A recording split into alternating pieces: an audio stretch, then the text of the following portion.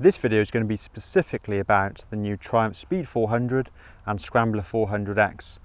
Of course, the eagle-eyed amongst you might have noticed that this bike actually isn't a Triumph at all. It's a Zontes GK350, but we're going to use this bike as an example and try and extrapolate out how the new bikes are going to ride. So let's do a quick introduction to the Triumph Speed 400. It is a 398cc single cylinder, liquid cooled with a slipper clutch, and it outputs about 29.4 kilowatts. The torque output is 37.5 Newton meters, and the bike actually achieves its maximum power output at 8,000 RPM.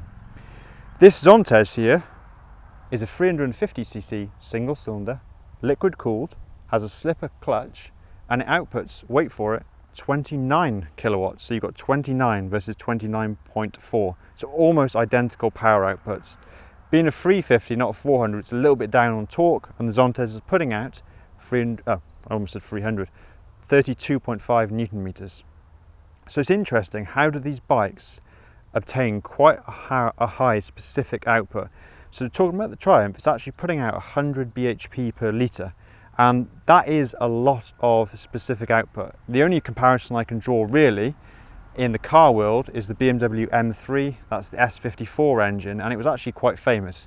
It's a 3.2 litre lump, straight six, and outputted 321 bhp with no turbocharger or supercharging. So that was a very high specific output. Whilst that engine was award-winning, it was very difficult for anyone to tune it or get anything extra out of that lump. It was very highly strung from factory. I predict the new Triumphs are going to be very, very much like that. They're going to be highly strung, liquid cooled lumps that you're going to need to rev out to get the maximum performance out of them.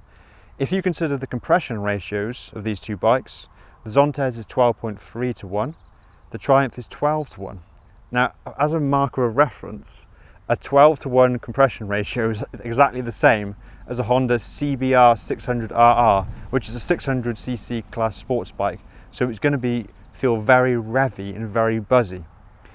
So the question then becomes is, if you've got one of the bigger Triumphs and you're looking to downsize, or even you've got a Royal Enfield, perhaps you've got one of the J series engines, the 350s, which are the Meteor, the Hunter, or the classic 350, if you like the look of the Triumph, then make sure you test ride it before putting your hard-earned down, because I predict it's going to ride dramatically differently.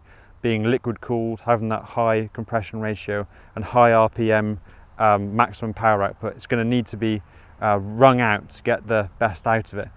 That's going to feel quite frantic and quite buzzy.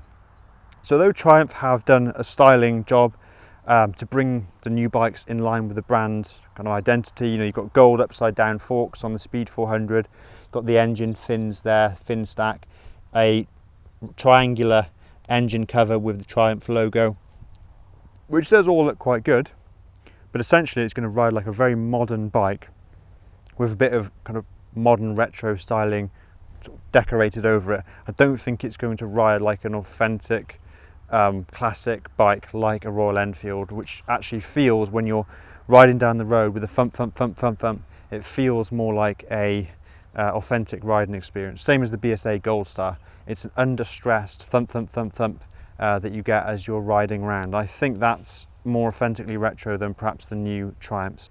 So if you're interested in the new Triumphs, then also consider the price point, which we don't know yet. So we know this bike here is 4,500. I imagine the Triumphs are going to be in the range 5,500, perhaps even 6.